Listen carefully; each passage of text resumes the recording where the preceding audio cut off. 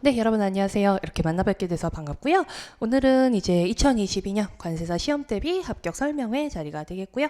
저는 현재 웰페이스에서 무역영어를 담당하고 있는 34기 관세사 박민설이라고 합니다. 반갑습니다.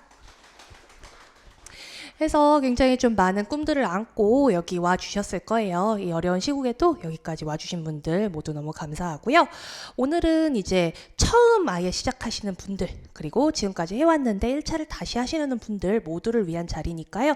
들으시면서 혹시 이게 더 궁금하다 하시는 분들은 언제든지 질문 주시면 좋을 것 같습니다. 그래서 설명의 순서는요. 우선 관세사 시험이 대체 어떤 거냐, 시험 제도에 대한 설명 드리고요. 그 다음에 이제 그럼 공부를 어떻게 접근을 해야 할 것인가, 내가 빠른 시간 내에 원하는 결과를 내기 위해서는 어떻게 접근을 해야 할 것인가에 대해서 효율적인 공부 방법에 대해서는요, 이제 저희 전소영 관세사님께서 진행해 주실 거고요. 그 다음에 저희 네 과목 있죠. 네 과목별 학습 방법 진행하도록 하겠습니다.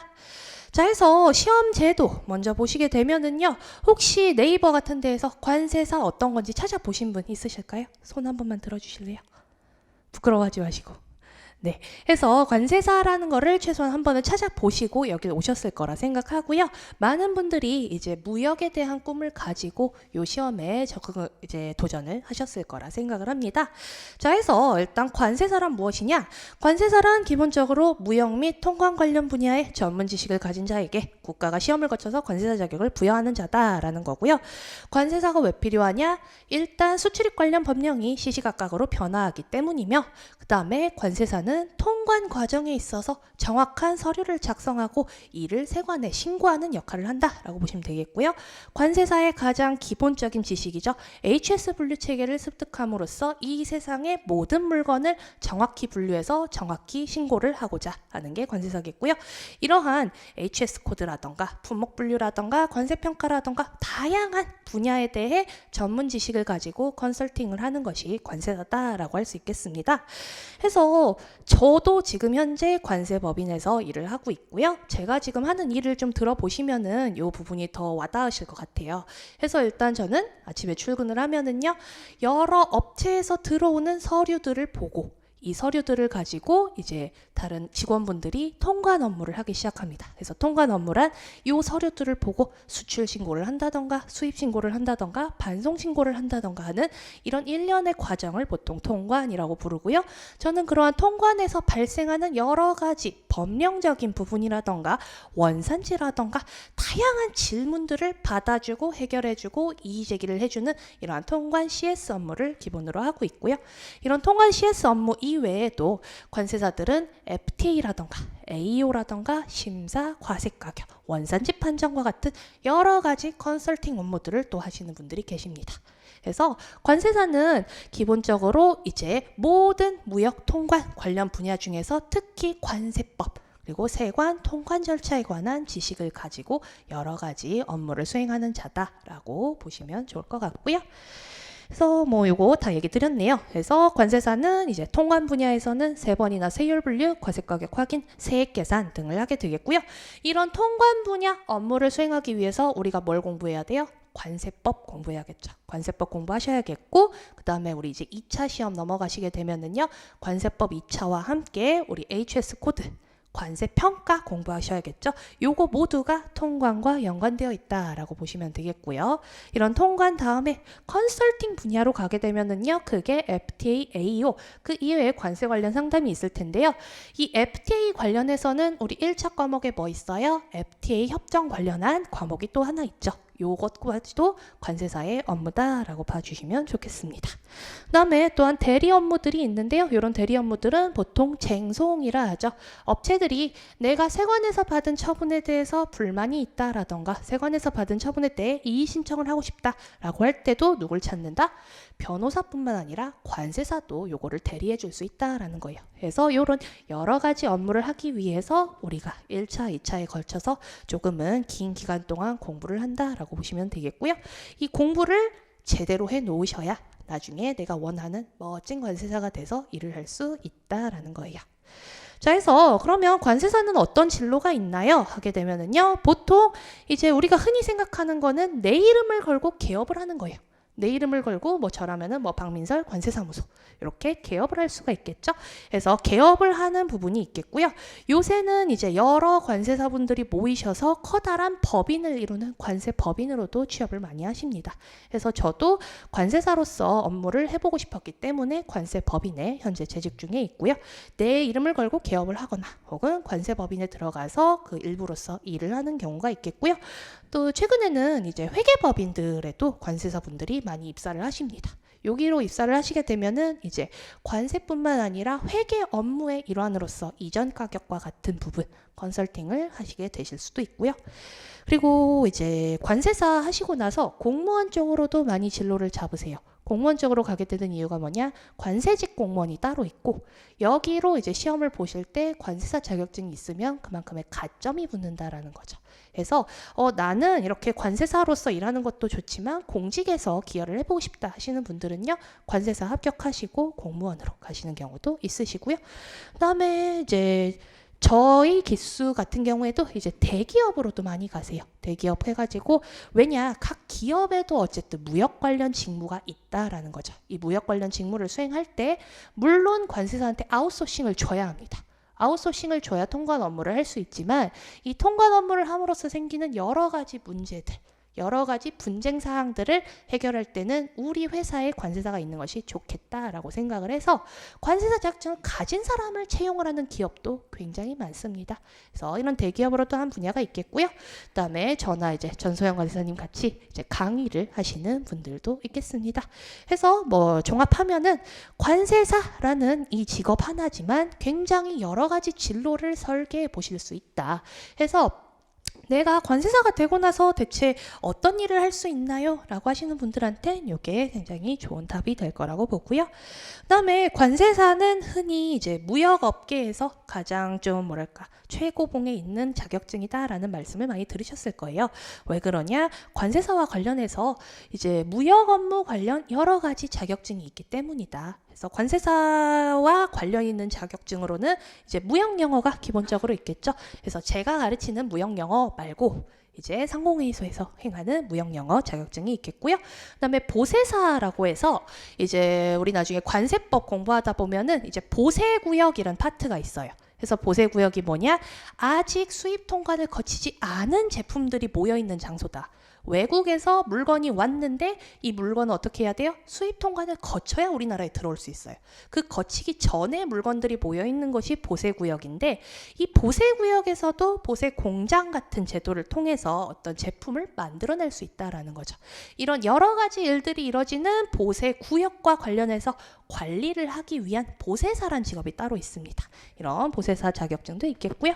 그다음에 국제무역사라던가 원산지관리사, 물류관리사 등이 있겠고요. 최근에 이제 좀 많이 취득을 하시는 게 바로 원산지관리사예요. 원산지관리사는 저도 이제 관세사 합격을 하고 같이 취득을 했는데 이제 원산지관리사는 관세법을 공부할 때 우리 같이 하는 FTA 특례법 있죠. 이 FTA 특례법과 관련해서 원산지 결정 기준이다라고 하는 어떤 물건이 한국산으로 판정하기 위해서 내가 어떤 결정을 내려야 하고 어떤 서류를 준비해야 하는지 등에 대한 내용을 숙지하고 계시는 분이 원산지관리사 자격증을 가진 분이다라고 할 수 있겠습니다. 해서 관세사라는 자격증을 하나 따시게 되면은 다른 이제 자격증의 기본적인 내용들을 이제 숙지를 하시게 된다라는 거고요.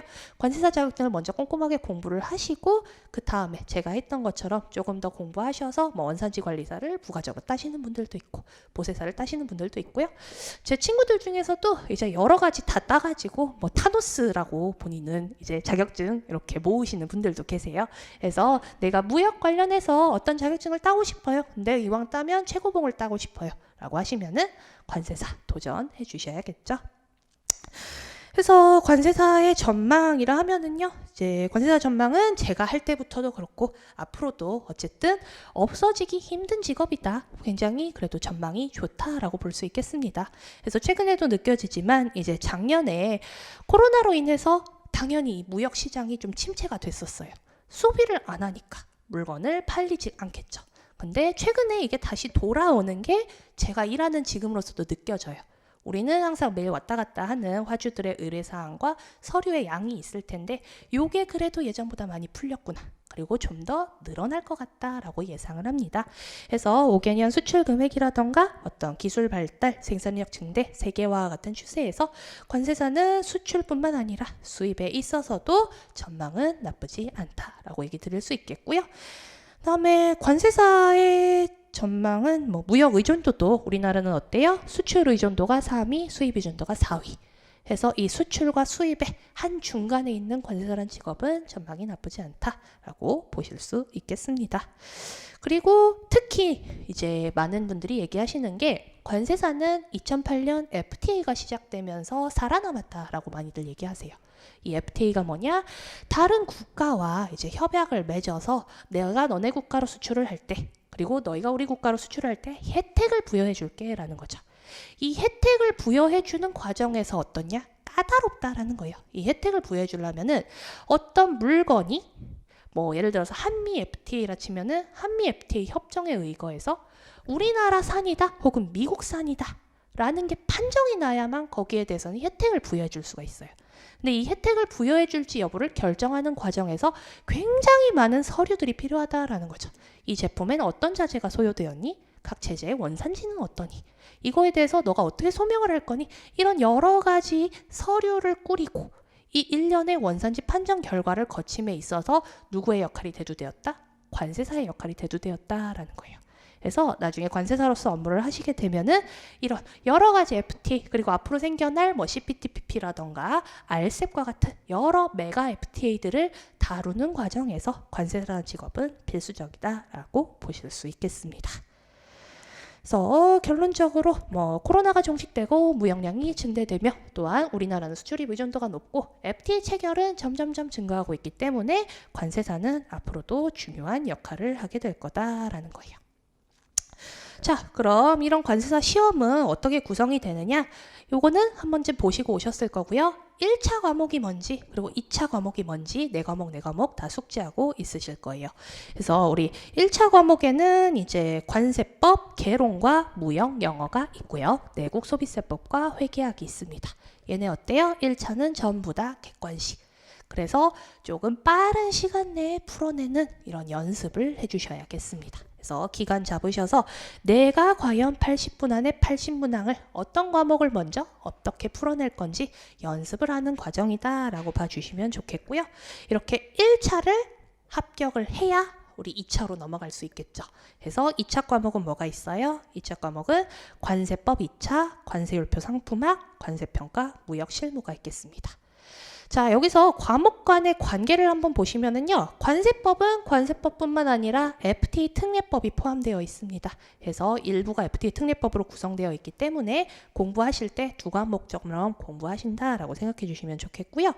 그다음에 우리 2차로 와서도 관세법뿐만 아니라 뭐가 있다? 환급 특례법이다라고 해서 우리 물건을 수입해서 거기에 관세를 냈겠죠. 이 관세를 돌려받기 위한 환급이란 절차에 대해서 규정하는 작은 법령이 또 하나의 과목이다라고 보시면 되겠고요. 그다음에 무역 실무에는 또 뭐가 있어요? 대외무역법과 외국환거래법이 포함되어 있습니다.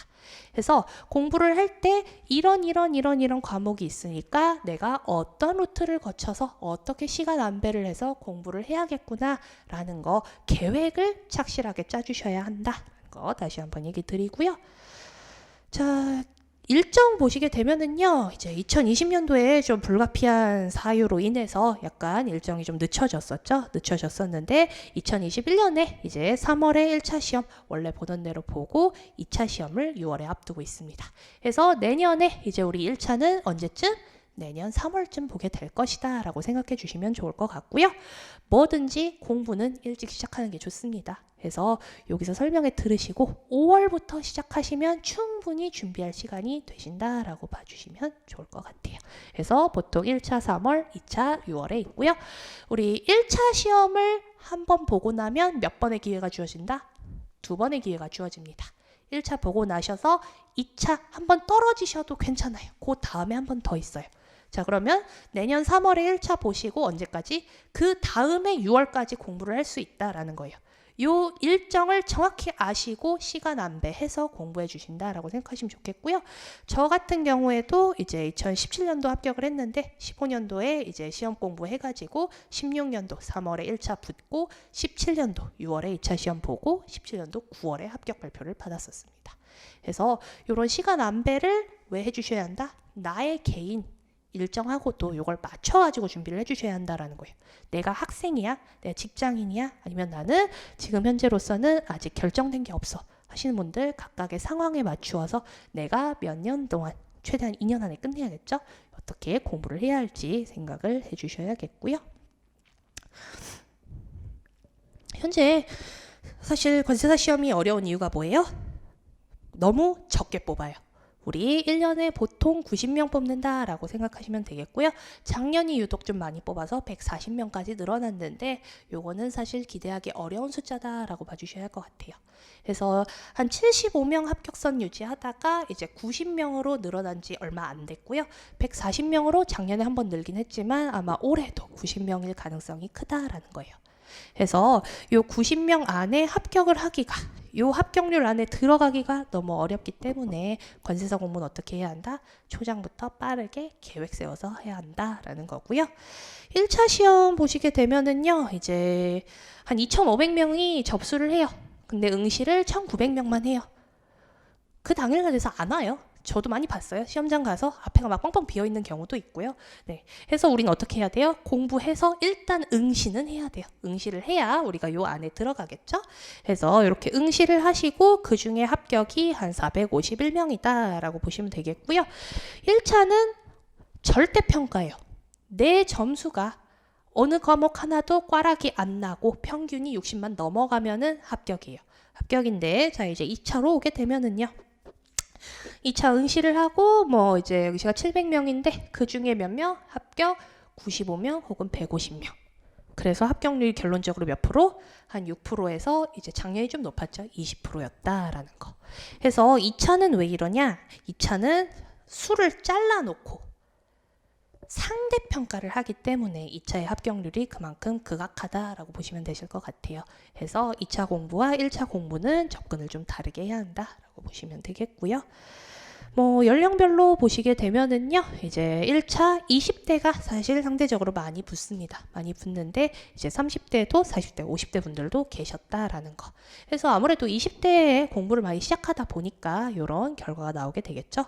그리고 이제 최종 합격자, 2차 합격자를 보더라도요, 이제 20대의 비중이 좀 많은 편이다. 그렇지만 저희 동기 관세사 분들도 그렇고 30대 분들도 얼마든지 계십니다. 그래서 시작함에 있어서 늦은 건 없다라고 봐요. 그리고 이런 결과가 나오게 된 거는 20대가 공부를 잘해서다라기보다는 시작을 20대에 많이 하기 때문이고 30대, 40대 분들도 분명 하셔서 원하는 결과 얻어가지고 지금 현직에서 열심히 일하고 계신 분들도 계시다라고 봐주시면 좋을 것 같습니다. 그래서 자 이제 1차가 그러면 쉽냐? 절대평가니까 쉽냐라고 물어보면은요, 그렇진 않다라는 건 강조드리고 싶어요. 예전에는 1차를 이제 짧은 기간 빡 해가지고 붙으시는 분들도 많으셨어요.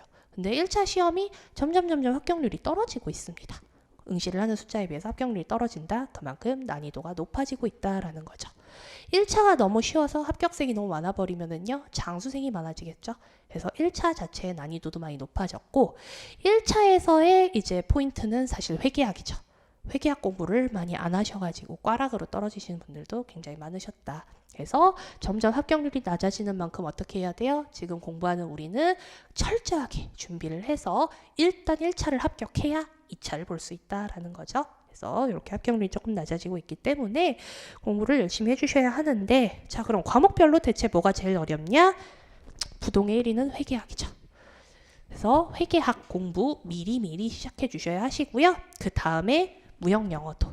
무형영어는 아무래도 이제 영어라는 이 뭐랄까 장벽이 조금 높아가지고 이런 결과가 나온 게 아닐까 싶습니다. 그래서 내가 영어가 조금 약해요, 수학이 조금 약해요 하시면은 좌절해요. 좌절하지 마시고 미리 시작하시면 되는 거예요. 그래서 이렇게 봐주시면 좋을 것 같고요. 2차 과목 같은 경우에는 이제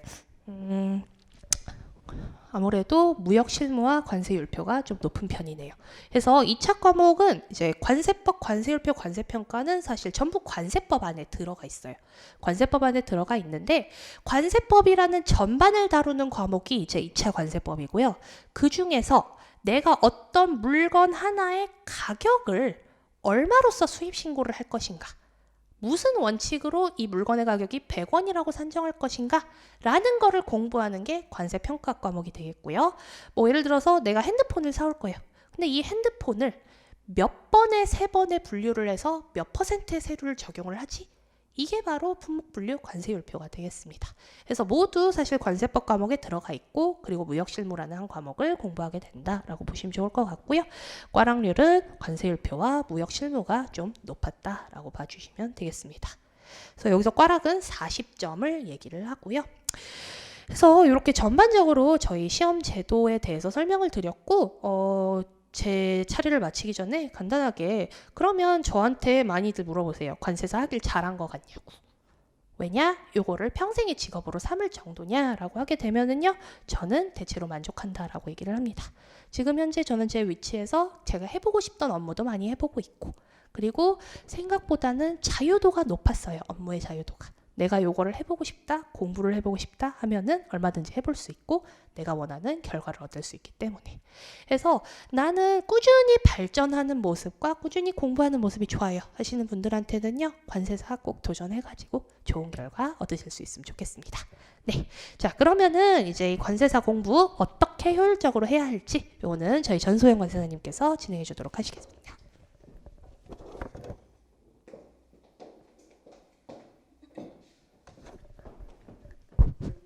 네, 안녕하세요. 네, 저는 25기 관세사고요. 2008년에 합격을 한 전소연이라고 합니다. 제가 25기, 지금 38기가 아마 올해 나올 텐데 기수가 조금 있죠. 할머니는 아니고 제가 조금 빨리 붙었습니다. 왜냐면 최연소라서 그랬던 건데요. 아무래도 제가 어린 나이에 붙어가지고 좀 경력이 좀 많아요. 법인도 바로 2009년부터 입사를 해서 그렇습니다. 그래서 기수랑 이름만 보고 아유 할머니인가 보다 아니라는 거 주변에 많이 소문 내주시고요. 네, 제가 지금 이 자리에 선 이유는 이제 여러분들 관세사 처음 이제 공부하실 거잖아요.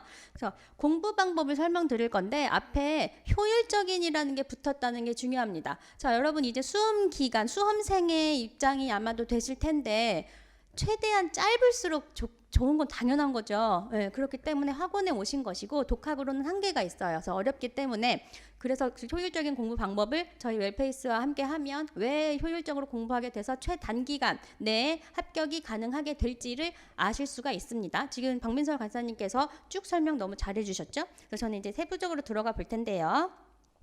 자, 먼저 효율적으로 붙으려고 한다는 거기서 효율은 짧은 시간에 최고의 효과를 얻어낸다는 거거든요. 최고의 효과는 우리한테는 합격입니다. 그죠? 합격을 위해서 그 기간을 단축하는 게 우리의 목표인데 스케줄 관리 너무 중요하죠. 스케줄 관리부터 시작을 하셔야 됩니다. 자, 그래서 우리는 2021년 5월부터 이제 1차가 개강이 될 텐데요. 웬만하면 기본이론은 무조건 들으셔야 돼요. 처음 접하시는 거기 때문에 무역학과 나왔으니까 뭐 웬만한 거 알겠지, 나머지는 뭐 책 보면 알겠지, 생각만큼 쉽지 않으실 겁니다. 그렇게 되면 효율적인 공부 방법이랑은 멀어져요. 아무래도 강사는 그 공부 시간을 단축시켜주는 그런 방법들을 계속 말씀을 드리고 설명을 하잖아요. 근데 혼자 하려면 시간 너무 오래 걸리거든요. 그리고 전문적인 과목도 많고 안 쓰시던 용어가 엄청 많이 나오기 때문에 혼자 하시기에는 어렵습니다. 그래서 기본 이론을 들으시길 바라고요. 그래서 지금 이 부분은 합격하는 그 동차 합격을 기준으로 조금 설명을 해놓은 부분이라서 일단 설명을 다 들으시고 보시는 게 좋을 것 같아요. 그래서 저는 지금 디테일한 생활 관리를 어떻게 해야 되는지를 좀 말씀을 드려볼 텐데요. 단순한 하루 일정이 뭐냐면, 자, 여러분 이제 앞으로 수험생의 입장이 되실 거죠. 하루가 공부만 하는 하루가 되어야 합니다. 그런데 1차는 병행하시는 분들도 많기는 해요. 아무래도 2차보다는 난이도가 조금 낮다 보니까 병행을 하실 수는 있는데 최대한 공부하실 때에는 다른 생각, 다른 계획, 다른 일정 잡지 마시고 효율적으로 그 시간에 짧은 시간에 집중력 있게 빡 하셔야 됩니다. 그래서 단순한 일정이라는 게 뭐냐면 뭐 복잡하게 몇 시부터 몇 분까지 뭘 이런 식으로 이렇게 내 하루를 많이 쪼개라는 얘기가 아니에요. 어쩔 수 없이 학교를 다니시는 분들 아니면 직장을 다니시는 분들 그 시간 빼고 공부하실 수 있는 그 여유 시간을 최대한 공부만을 위한 시간으로 써라라는 게 요 얘기의 포인트거든요. 그리고 하나 더 말씀을 드려보면 시간을 그렇게 단순하게 써야 되기도 한데 그렇게 하면 좋은 게 머리에 잡생각이 별로 없어져요. 제가 어린 나이에 붙을 수 있었던 가장 큰 이유는 뭐 머리가 엄청 좋아서 뭐 운이 엄청 좋아서 물론 운이 좋았죠. 물론 운이 좋았는데 그 기본적인 게 깔려 있는 건 저는 제가 나이가 어렸기 때문에 사회 경험이라든가 뭐 사실 아는 게 별로 없는 상태에서 세상이 뭔지 모르는 상태에서 저는 시작을 한 거예요. 그러니까 바꿔 얘기하면 잡생각이 들 게 없었던 거죠. 뭘 좀 알아야 잡생각도 들고 하잖아요. 근데 저는 너무 어린 나이에 그러니까 수능 보고 공부하다 대학교 1학년 때 바로 시작을 해서 된 거기 때문에 별로 머리에 다른 생각이 없었어요. 그러니까 짧은 시간을 공부해도 효율이 좋았던 거죠. 그랬던 것처럼 여러분들 중에 이제 저보다 다 어려 보이셔가지고 다 어려 보이시긴 하는데 이미 조금 이제 되셨으면 이제 사회생활 때 하셨고 뭐 학교도 많이 다니시고 뭐 직장생활도 많이 다니시고 하면 필연적으로 인간관계라는 게 넓어질 수밖에 없고 그에 따라 부연되는 잡생각은 많아질 수밖에 없어요. 특히 요새는 SNS 너무 활발하잖아요. 그러니까 뭘 알고 싶지 않은데도 알게 되는 여러 가지 정보들도 너무 많고 해서 아마 정말 머리가 많이 복잡하실 수 있어요. 그런데 그 하루를 단순하게 만들면 그러한 복잡한 생각이 들 수 있는 가능성이 많이 낮아지거든요. 그러면 똑같이 3시간을 공부하더라도 훨씬 효율적이고 임팩트 있고 집중력 있게 공부를 하실 수가 있게 됩니다. 1차는 이게 가능해요. 학교 다니시면서 또는 직장 다니시면서 이렇게 하시면서 그 남는 시간 동안 공부 빡 하셔서 붙는 게 가능합니다. 그러려면 최대한 잡생각이 없게끔 만들어 주셔야 돼요. 그래서 하루를 최대한 루틴하게 단순하게 그냥 직장에 출근했다가 퇴근하면 나는 공부하는 사람 하시고 학교 다니시는 분들 학교 갔다가 뭐 공강에 공부하고 그러셔도 되고 대학생은 아무래도 시간표가 좀 들쭉날쭉하죠. 남는 시간에 일정한 시간 항상 공부 시간으로 만들어 두는 게 가장 중요합니다. 그래야 하루가 단순해서 몸이 이제 바이오 리듬이 생기는 거예요. 공부하는 리듬이. 1차는 사실 2차를 위한 예행 연습이거든요. 그래서 1차 때 미리 공부하는 연습을 해놓지 않으면 2차 힘들어집니다. 2차를 그 직장이나 학교랑 병행하면서 하시기는 쉽지 않거든요. 사실 잘 없어요. 합격생들 중에서도 그런 분들이 많이는 없는데 뭐 1년이라도 정말 빡 공부만 하는 수험 기간이 있어야 2차는 가능해요. 근데 1차는 그 최대한 생활을 단순하게 만들면서 머리를 비우면 지식으로 채워야죠. 비워내기만 하시면 안 되고, 그래서 그 채우면 충분히 가능하십니다. 그래서 그러한 일환으로 말씀을 드려본 거고요. 자, 장기 레이스를 대하는 이 무슨 말이냐면 방금 말씀드렸다시피 1차만 보고 1차 해보니까 한 6개월이면 되겠네 뭐라고 생각하셔가지고 1차만 빡 하고 합격하고 나서 하고 늘어지실 수가 있어요. 그러시면 안 돼요. 1차를 하시는 거는 2차를 위한 거예요. 그러니까 2차를 위한 계단 이렇게 하니까 좀 그런가? 디딤돌 약간 그런 느낌이기 때문에 1차만 갑자기 막 하다가 그렇게 지쳐버리시면 안 됩니다. 그래서 우리는 앞으로 최소한 1년 6개월, 2년 또는 3년 정도의 시간을 가지고 장기 레이스 펼칠 거거든요. 체력 안배 이런 거 잘 하셔야 돼요. 그래서 미리 나는 이만큼을 공부를 할 거니까 내가 지금 공부하는 거는 내가 앞으로 갈 길에 어느 정도구나 라고 대비하셔야지 처음부터 스포트 올리면 나중에 지치십니다. 그래서 체력 안배, 스케줄 관리, 일정 관리, 시간 관리 잘 하셔야 돼요. 그리고 자기에게 맞는 방법 찾기 정말 중요한 얘기인데요. 다 우리 여기 계신 여러분들 다 공부 다 많이 잘 해보셨으니까 아실 거예요. 학교 다닐 때 보면 어때요? 누구는 계속 독서실에서 혼자 중얼중얼 하면서 해가지고 뭐 쫓겨나기도 하고 그렇죠. 누구는 또 어때요? 계속 쓰죠. 누구는 또 어때요? 쫓겨난 그 아이는 그 휴게실 가서 큰 소리로 뭐 말하면서 하기도 하고 누구는 또 조용해서 자는 줄 알았더니 보니까 눈으로만 보고 막 그렇게 눈 감고 생각하고 그런 애 있어요. 자는지는 모르겠지만 그런 애들 있거든요. 이게 제가 말씀드리고 싶은 게 뭐냐 하면 사람마다 본인의 그 암기하는 방식이 결국 다 암기예요. 암기하는 방식이 달라요. 그래서 절대적인 게 없어요. 그래서 어떤 사람은 쓰면서 해야 잘 외워지는 사람이 있고 어떤 사람은 계속 눈으로 계속 보고 연상하면서 잘 외워지는 사람이 있어요. 또 어떤 사람은 중얼중얼중얼 하면서 자꾸 이렇게 세뇌하듯이 하시는 분도 있거든요. 뭐가 옳고 그르다는 없습니다. 공부라는 거는 그냥 수단과 방법을 가리지 말고 우리 공부는 그냥 다 외우면 되는 거예요. 잘 외우고 많이 외운 사람이 이기거든요. 근데 지금 방법을 뭐가 맞을지는 여러분들이 학창 시절에 하셨던 그 경험을 떠올리셔가지고 뭐가 나은지 한번 해보시면 그 방법을 빨리 찾는 사람이 빨리 붙겠죠. 그래서 그러한 방법을 빨리 찾으셔가지고 시간을 최소화하는 그런 방법 그렇게 하셨으면 좋겠습니다. 그래서 저희 커리큘럼을 좀 보면요. 이거 제가 하는 건가? 커리큘럼을 한번 보면요. 먼저 1차를 좀 중점적으로 설명을 드릴 텐데요. 2차에 비해서는 1차가 훨씬 별거 없죠. 그래서 1차 일단 5월 달에 우리 개강하거든요. 기본 이론. 그럼 기본 이론 개강하고 2달 동안 기본 이론 다 4과목 다 들으시고 7, 8월에 7, 8, 9, 10 4달이 아무것도 없네요.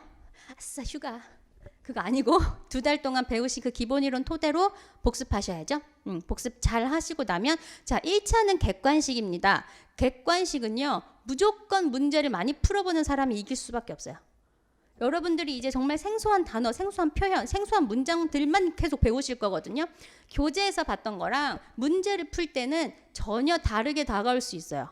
이게 아까 그거라고 아닌 것 같은데? 그래서 막 법정을 찾아봤더니 그거고 막 이건 줄 알았더니 뭐 아니고 그런 경우 굉장히 많아요. 연습을 많이 하셔야 되는데 연습을 많이 하는 건 문제를 많이 풀어보는 겁니다. 그래서 문제를 많이 풀어보셔야 되겠고 그래서 그러한 과정 때문에 11월, 12월에 하는 거는요. 단원별 문제풀이라 그래서 우리가 이 전체 진도를 다 나갔잖아요. 그 중에서 쪼개가지고 그냥 문제풀이 선생님이랑 같이 수업하는 거예요. 문제를 푸는 법을 알려드릴 것이고 그 다음에 동양 문제풀이라는 건 뭐냐면 실제로 1차 시험 보는 것처럼 모의고사를 보는 거다라고 생각하시면 됩니다. 그래서 이 실전 경험 같은 느낌이 많아질수록 무기는 점점 많아지는 거겠고 나중에 실전 감각이 계속 예민하게 살아있을 거라는 건 당연한 얘기겠죠. 그래서 문제를 많이 풀어보셔야 되겠고 그래서 1차 커리큘럼은 그렇습니다. 그런데 1차를 처음 접하시는 분들은 이런 식으로 진행을 하시면 괜찮겠고 혹은 2차를 하셨는데 잘 안 돼서 3년차이시거나 하시는 분들은 이렇게까지 다 기본 이론부터 하실 필요는 없죠. 그런 분들 그러실 필요는 없겠고 이렇게 단기 과정도 있거든요. 그래서 이 단기 과정을 가지고 하실 분들도 본인의 상황에 맞추어서 처음 접하시는 분이라면 기본 이론부터 듣는 게 좋겠고 어디서 해보셨거나 아니면 공부를 해보셨거나 하는 경험이 있으시다면 이론이랑 문제풀이를 단기 과정으로 속성 과정으로 하는 것도 마무리 정리하는데 큰 도움이 되실 것 같아요. 2차는 이렇습니다. 그래서 1차를 합격하시고 나면 그 다음 해에 이런 식으로 진행이 됩니다. 2차 설명회 또 저희가 저번에 3월 말에 찍어서 올려놨거든요. 저 궁금하시면 그것도 보시면 좋을 것 같아요. 자, 효율적인 공부 방법인데요. 지금 A, B, C, D 4가지 유형으로 나눠놨습니다. 그래서 밑에 보시면 사례 A, B, C, D가 나와 있겠는데 A 같은 경우는 정말 처음 관세사라는 거 알고 관세사 시험 정말 처음 접해가지고 이제 막 공부를 시작하려는 분들은 풀커리를 다 들으시는 게 아무래도 좋을 겁니다. 그런데 이제 동차라 그래가지고 같이 다음 해에 같이 1, 2차를 같이 합격하시고 싶은 분들도 있을 수 있어요. 그때는 그 기본 이론 같은 경우는 관세법 같은 경우는 근데 일단 학습 전략이 있으니까 따로 말씀드릴게요. 그래서 이 동차 준비하시는 분들은 정말 몸이 많이 바쁘죠. 많이 하셔야 됩니다. 그래서 2차 커리큘럼이랑 섞어가지고 1차를 같이 하셔야 돼요. 그런데 중요한 게 뭐냐 하면 A, B, C 세 분 다 요 3월에 1차가 있는데 그때는 2차 다 스탑하고 1차에 올인하셔야 됩니다. 그때는 1차 올인하셔야 돼요. 다만 한 달 또는 3주라도 1차에 올인하시지 않으면 위험합니다. 특히 회계학이라는 애는요. 동차 준비하시는 분들은 그 끈을 놓으시면 안 돼요. 감을 잃거든요. 회계학 같은 경우가 제일 복병인데 그 회계학에 대해서 감을 놔가지고 이제 문제풀이에 오래 걸려버리고 하면 답이 없어요. 그래서 이 동차를 위해서 열심히 공부했는데 1차가 안 돼버리면 말짱 도루묵이잖아요. 괜히 1년 더 써야 되잖아요. 그러니까 마지막에는 화끈하게 1차 올인하셔가지고 합격해 놓고 그 다음에 마무리 작업, 모의고사나 그런 거 등등을 통해서 2차 공부를 마무리해 주시면 좋을 것 같습니다. 자, 그래서 그런 식으로 보시면 되실 것 같고요. 과목별 학습 방법은 제가 또 마침 첫 과목인 관세법 강사라서 이어서 제가 좀 하도록 할게요. 접니다. 다른 사람 같나요? 잃어버린데 동생 접니다. 자, 관세법은요. 유일하게 1차와 2차 모두 존재합니다. 왜일까요?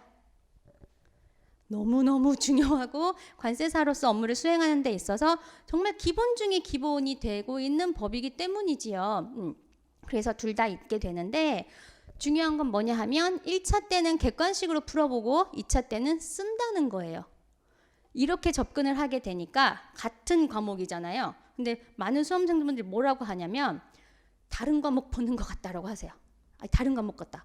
객관식을 풀려고 공부를 할 때랑 손으로 쓰려고 볼 때는 관세법이 낯설게 다가오는 거죠. 알고 있던 그 친구가 아닌 그런 느낌인 건데 그렇게 느끼시는 가장 큰 이유가 저는 교재의 스타일이 달라서라고 생각이 들어요. 저도 그랬고. 그래서 저 때는 그 법령집 지금은 이제 1차랑 2차랑 합쳐 그 법령집이랑 기본서랑 합쳐진 저의 교재가 잘 되어 있던데 저 때는 그런 교재가 없었고요. 그냥 기본서 세로로 넘기는 아시는 그냥 평범하게 생긴 그러한 교재 그리고 법령집만 따로 그렇게 있었어요. 그런데 공부를 하시다 보면 법이잖아요. 법조문을 반드시 같이 봐야 되거든요. 법령집을 같이 안 보면 헷갈려요. 그리고 구조 파악이 안 되기 때문에 단편적으로만 공부를 하게 됩니다. 그런데 그게 통해요. 1차는. 그렇게 공부하셔도 돼요. 그렇게 공부하셔서 뭐 7, 80점 고득점이 나올 수도 있습니다. 그런데 그런 분들이 이제 2차 가서는 정말 법령집으로 공부를 하셔야 되거든요. 그 용어를 똑같이 써야 되기 때문에.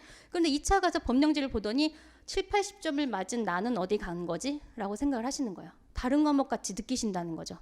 그래서 관세법을 한 번 했음에도 불구하고 생소하게 느껴서 공부 시간이 너무 늘어날 수가 있어요. 그런데 사실 관세법은 정말 효율적으로 잘 공부하면 전략 과목이 될 수가 있는 게 시간을 다른 과목을 공부할 수 있게끔 시간 단축시켜 줄 수 있거든요. 여러분 지금 1차 하시고 나중에 2차 가시면 정말 장난 아니에요. 이렇게 생긴 기본 이론서가 한 4-5개 있어요. 그걸 다 암기를 하시게 될 텐데 공부량이 정말 너무 많습니다. 근데 이미 1차 때 한번 겪었던 과목을 가지고 오랫동안 또 처음 보는 과목 보듯이 하시면 효율성이 떨어집니다. 그래서 저도 공부를 해봤지만 제 생각에는 1차를 배울 때부터 법령집으로 처음부터 구조 파악을 하고 잡아가면 처음엔 힘드실 거예요. 여러분들이 보셨던 익숙한 그 교재 스타일이 아니라 정말 말을 예쁘게 풀어놔준 그게 아니라 정말 그 건조한 문체 정말 평소에 잘 안 쓰는 말투들로 가득 차 있는 그 법조문으로 1차 시험부터 하시면 장벽이 있으실 겁니다. 그리고 점수 이렇게 그냥 그 일반적인 참고서 수험서로 공부하셨던 분들이랑 1차 시험 결과는 크게 다르지 않을 거예요. 그런데 2차에 가서 빛을 발할 겁니다. 제가 장담합니다. 2차에 가서는 1차를 법령집으로 공부하셨던 분들은 2차에 가시면 그 세부적인 단어, 디테일 안 놓치면서 디테일 챙겨가면서 쓰는 연습하시면 되거든요.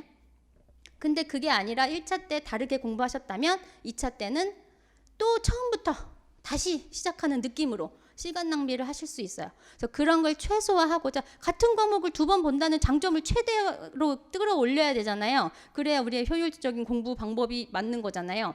그래서 저는 제가 1차, 2차를 다 강의를 하는데 교재 하나, 그 법령집에다 참 일반 그 기본서 내용을 합쳐놨거든요. 딱 정말 건조하게 법조문만 있는 게 아니라 참고하실 만한 내용이 다 같이 있어요. 그래서 그 법조문 표현이 너무 어렵고 난해한 경우에는 그걸 표나 도식화로 다 풀어놓고 그래서 그렇게 다 되어 있기 때문에 1차부터 법조문으로 공부를 하시게 되시면 처음에는 힘드실 거예요. 어려우실 거예요. 이렇게 어려운 말을 내봐야 되나? 쉬운 교재도 있는데 굳이 내가 이렇게 해야 되나? 하지만 그렇게 해놓으시면 2차에 가서 정말 쉬우실 거예요. 1차만 하고 끝내실 거면 참고서 그냥 일반 참고서 보셔도 돼요. 근데 그거 아니잖아요. 우리는 2차까지 갈 거잖아요. 2차에 있는 과목도 열심히 공부를 하시고 빨리빨리 그 이해를 하시려면 1차부터 법령집으로 공부하셔서 전체적인 큰 흐름을 정확하게 파악하고 2차에 가서는 세부적인 살을 붙여간다라고 생각을 해 주셔야 됩니다.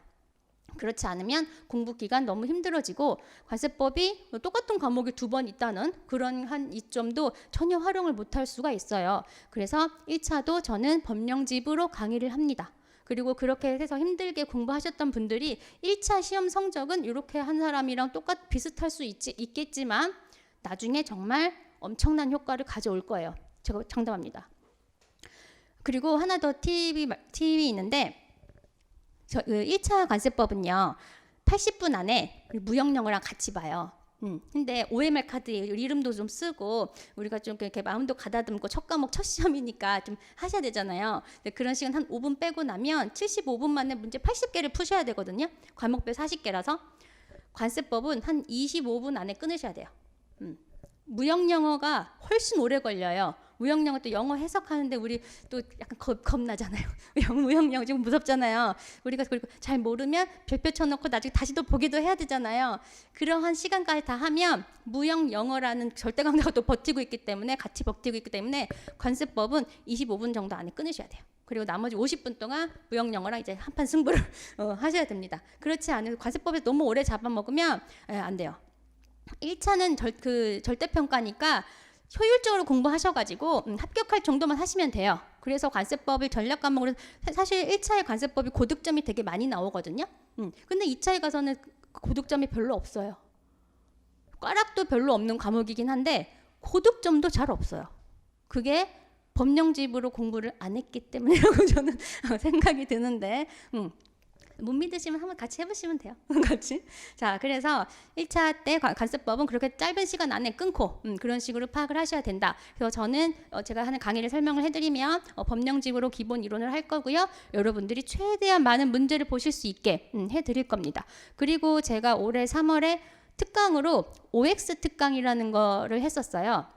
그게 뭐냐 하면 기존에 그 2009년부터 해서 관세법 기출문제를 제가 싹 다 분석을 해가지고 선지가 답이 이제 문제를 푸시면 답이 나오잖아요. 답은 하나잖아요. 수상하시겠지만 답은 하나잖아요. 보통 딱 보시고 답이 2개인데 생각이 드니 보통 답은 하나예요. 그럼 그게 맞는다라는 얘기는 나머지 4개는 틀렸다는 얘기거든요. 그게 왜 틀렸는지 여러분 문제 푸실 때 얘는 이래서 틀렸고 얘는 이거 아닌데 얘는 이거 아닌데 얘가 답이구나. 그렇게 푸세요. 그렇게 다 완벽하게. 그렇게 푸실 수도 있지만 보통 어때요? 확실한 하나 집어가지고 하시잖아요. 그 말은 뭐냐 하면 그 지문이 다른 문제 속에 섞여 들어가서 말 포인트 하나 바꿔놓으면 그거 못 잡아냅니다. 그래서 법령집으로 정확한 표현을 배우시는 것이고 문제를 최대한 많이 풀어보시는 게 좋은데 이제 그게 어렵거나 시간적인 여유가 안 되시면 그 객관식 OX 특강을 들으라고 홍보를 하는 건 아닌데 그러한 과정을 통해서 선지 분석 최대한 많이 해드릴 거예요. 그래서 나중에 여러분들이 이제 1차 이제 기출도 풀어보시고 다 하실 텐데 그때 올해 기출이 저의 OX 문제집 교재에서 얼마나 많이 나왔는지 아실 수 있을 거예요. 그래서 그런 식으로 객관식은 그런 식으로 접근을 하셔야 됩니다. 그리고 마지막으로 하나만 말씀드리고 싶은 게 40문제인데요. 그중에 5문제 정도가 FTA 관세법이 나오거든요. 5문제밖에 안 나온다고 그거 버리고 가시는 분들이 굉장히 많으신데 고득점을 위해서라면 지양하셔야 됩니다. 관세법을 공부하시면 아시겠지만 참 다 아는 것 같아요. 아는 것 같은데 내 마음 같지 않은 과목이거든요. 그래서 5문제 버리고 가는 거는 별로 권하지 않고 그리고 나중에 여러분들이 실무에 가셨을 때 FTA 관세법 정말 많이 써요. 이제 FTA 컨설팅도 하셔야 되고 원산지 증명서 가지고 통관도 하셔야 되고 하시는데 관세사랍시고 합격을 해놨더니 FTA에 대해서 하나도 몰라. 그럼 안 되는 거죠. 그래서 그러한 실무적인 내용도 있어서도 그리고 FTA 관세법은 내용이 많지 않아요. 그리고 제가 FTA 관세법도 특강을 했었는데 나올 만한 것만 찝어드리거든요. 나올 만한 것만 나와요. 그래서 그런 것만 찝어드리니까 버리고 가지 마세요. 5문제 중에만 2-3문제 맞출 수 있는데 숫자만 다 봐도 맞출 수 있는데 버리고 가면 아깝잖아요. 그래서 그렇게 본인이 스스로 답의 범위나 출제의 범위를 제한하는 공부 방법은 저는 별로 좋지 않다고 생각합니다. 그래서 다 접해 보시고 객관식이니까 최대한 효율적으로 공부하시는 게 맞을 것 같아요. 그래서 저는 그 정도까지 말씀을 드리겠고 수업 시간에 봬요. 수업 시간에 봬요. 그래서 저는 이 정도까지 하고요. 이제 다시 우리 사회를 보시는 박민설 간사님께 마이크를 넘겨드리겠습니다. 지금까지 저는 전소연이었습니다.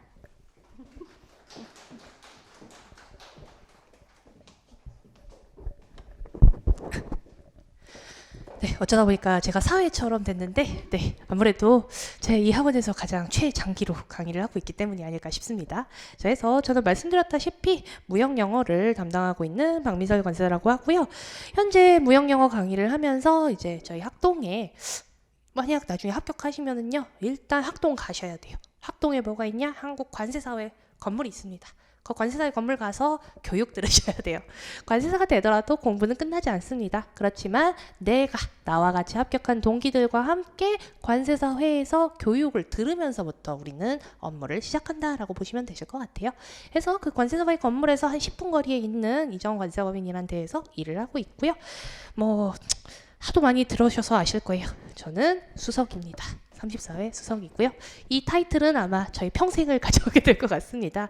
그래서 간혹 오시는 분들 중에 많이들 이제 저 합격했을 때 그 합격 수기 많이 듣고 오시는 분들이 많으셨었어요. 작년, 재작년까지만 해도 아직도 유튜브에 좀 올라가 있긴 한데 그때 이제 수석 합격하고 나서 바로 강의를 시작했고요. 제 장점은 뭐라고 생각하느냐? 합격한 지 얼마 안 됐어요. 합격한 지 얼마 안 됐기 때문에 여러분들한테 내가 공부했을 때 고민했던 거, 내가 공부했을 때 짚어줬으면 했던 것들을 가장 생생하게 좀 알려드릴 수 있습니다. 그래서 그런 게 저희 장점이다라고 생각을 하고요. 지금 여기 아마 무역학 하고 오신 분들 되게 많으실 거라 생각을 해요. 저도 국제통상학과 무역학 졸업을 했고요. 무역학 졸업하셨어도 이 공부는 처음부터 다시 한다 생각하시면 됩니다. 제가 무역학을 그렇게 열심히 했는데 도움을 한 자락 받았던 것 같아요. 한 자락. 무역 실무 조금. 나 인코텀즈 안다. 아니면 CISG 들어봤어. 요 정도가 끝이었던 것 같아요. 그래서 무역학 공부를 했다 해서 내가 앞서가 있냐? 아니에요. 나 무역학 안 했다고 내가 뒤처져 있냐? 아니에요. 지금 여러분 모두 똑같은 선에 서 있다라고 생각하시면 되시고요. 여기서 어떻게 더 빠르게, 더 효율적으로 공부를 해 나가느냐가 중요할 것 같고요. 해서 무역 영어는 말 그대로 무역에 관련된 영어다라는 건데 무역 영어는 크게 두 부분으로 나눌 수 있을 것 같아요. 그래서 제가 보게 되면은 이제 무역 영어는 무역 실무 그리고 영어로 된 법규다라고 봐주시면 좋을 것 같습니다. 그래서 무역 실무는 이제 무역에 대한 1년 내 과정을 공부를 하는 거예요. 그래서 무역은 어떻게 시작된다? 일단 여러분 물건을 팔 거예요. 물건을 팔 거면 누가 있어야 돼요? 사는 사람이 있어야겠죠. 이 사는 사람을 찾아서 계약을 하고 이 사람과 청약과 승낙을 해서 계약을 이제 성립을 하면은 이제 계약서 쓰고 이 계약에 따라서 물건을 만들고 이 물건이 품질에 맞니 안 맞니 CISG를 따지고 이 물건을 어떤 인도 조건으로 팔 거니 인코텀즈 따지고 이렇게 물건 만든 거 팔면 어떻게 해야 돼요? 돈 받아야죠. 돈을 어떻게 받지? 결제. 물건을 어떻게 보내지? 운송. 물건 보낼 때 그냥 보내요? 위험해요. 보험. 그리고 이 과정을 일일이 거쳤는데 싸워요. 제가 내 물건 마음에 안 든대요. 그럼 어떻게 해야 돼요? 중재해야겠죠. 중재 관련 뉴욕협약. 이렇게 무역의 시작부터 끝까지 일련의 과정에 있어서 일어나는 여러 가지 이론들, 일어나는 여러 가지 절차들 이런 거가 이제 무역 실무다라고 보시면 되겠고요. 이 무역 실무는 뭐랑 떨어질 수 없어요? 법규와 떨어질 수 없어요. 아까 뭐뭐 나왔죠? 우리 CISG, 인코텀즈. 그리고 결제 관련해서 뭐 UCP, URC. 그다음에 보험 관련해서 MIA, ICC. 운송 관련해서요. 헤이그, 함부르크, MT. 이렇게 여러 가지 법규들이 있고 관세사 시험은 사실 어디? 1차 시험은 여기에 주안을 두고 있다라고 보셔야 합니다. 그래서 문제가 길고 복잡합니다. 왜? 얘네를 그대로 가지고 와서 문제를 내기 때문에. 그래서 어떤 식으로 접근을 할 거냐? 기본 이론에서는요. 무역 실무 과정에 대해서 일단 기초부터 설명을 해드릴 거예요. 이거를 좀 생략하고 얘부터 디립다 들어가는 방법도 있긴 있어요. 근데 그렇게 되면은 저는 오히려 비효율적이다라고 생각을 합니다. 얘는 왜 나왔어요? 무역 실무에서 나온 거예요. 이거에 대한 기본적인 베이스가 있으면 아무리 영어여도 이해가 된다라는 거죠. 이해가 되고 얘를 암기를 하는 거라 모르겠고 A, B, C, D 해가면서 암기를 하는 거라 천지 차이다라는 거죠. 그래서 저는 기본 이론에서는요. 요거와 함께 물론 얘도 같이 가져갑니다. 기본 이론을 하면서 우리가 꼭 필수적으로 공부를 해야 하는 필수 법규들을 기본 이론에서 다룰 거고요. 그 다음에 심화로 가게 되면은요, 문제를 보면서 여러 가지 법규 중에 간혹가다 한 번씩 나오는 애들이 있어요. 이것도 놓칠 수 없기 때문에 그런 기타 협약들은 제가 심화에 가서 다뤄드릴 예정입니다. 자, 그러면은 무역 영어를 그럼 어떻게 접근을 해야 하냐? 저는 시험을 볼 때 일단 기출 문제를 먼저 보는 걸 강조를 드려요. 그래서 저도 관세사 시험 합격하고 뭐 원사지관리사 들어갈 때 일단 기출 문제 하나 뽑아서 아, 이런 문제가 나오는구나 라고 먼저 보고 시작을 했거든요. 그래서 보시게 되면은 무역 영어는 아까 우리 무역 실무와 협약으로 나눠져 있다라고 했죠. 그래서 무역 실무 관련 문제에서 어떤 게 나오느냐? 이런 식으로 오탄하셨네요. 용어의 정의입니다. 용엉이 아니라 용어의 정의고요. 그래서 네, 이런 거 한 번씩 있어야죠. 네, 그래가지고 자, 용어의 정의라고 해가지고 이런 무역 일반에서 어떤 게 나오느냐? 우리 보시면은 뭐 Entire Agreement Clause라던가 아니면 Non-Competition Clause 같이 딱 보면 유추가 되는 단어도 있고 아닌 단어도 있으시죠. 이런 게 뭐예요? 무역 과정에서 쓰이는 여러 가지 용어들이에요. 그래서 무역 영어에서 이제 일반적인 무역 실무에서 나오는 흔한 스타일로 이런 것이 있다. 그래서 우리가 쭉 읽어보고 이 조항이 뭐니를 찾아내는 거. 근데 여기 있는 지문이 어떻게 될 수 있어요? 이 지문이 계약 과정에서 있는 지문일 수도 있고 운송에서 있는 지문일 수도 있고 보험에서 있는 지문일 수도 있다라는 거죠. 그래서 이런 문제는 뭐로 우리 무역 실무 공부하면 거진 커버가 된다라는 거예요. 그래서 얘를 버리고 가면은 이렇게 간단하고 쉬운 문제를 버리게 된다라는 거죠. 그래서 무역 실무에 대한 공부하시면서 이런 부분 위주로 다뤄드릴 거다라고 보시면 좋을 것 같고요. 자, 그리고 이제 사실 제가 제일 싫어하는 문제예요. 무역 일반인데 막 해석해라, 영작해라, 아니면은 뭐 그런 게 있어요. 3C라고 하는데요. 이제 영문 서신은 뭐 폴라이트 해야 하고, 그리고 명쾌해야 하며, 짧아야 한다. 뭐 이런 세 가지 원칙이 있습니다. 이런 원칙에 맞추어서 서신이 잘 쓰였는지 아니었는지 이런 걸 따지는 조금은 옛날 스타일의 문제입니다. 옛날 스타일의 문제로서 뭐 해석 혹은 해설이라고 하는데요. 저는 영작을 한다던가 해석을 한다던가 아니면 영문 서신을 보고 순서를 맞춘다던가 우리 예전에 중학교, 고등학교 때 풀던 영어 시험 같은 문제 혹은 수능 시험 같은 문제가 있어요. 얘가 한동안 없다가 갑자기 올해 튀어나왔습니다. 저도 시험지 보고 놀랐어요.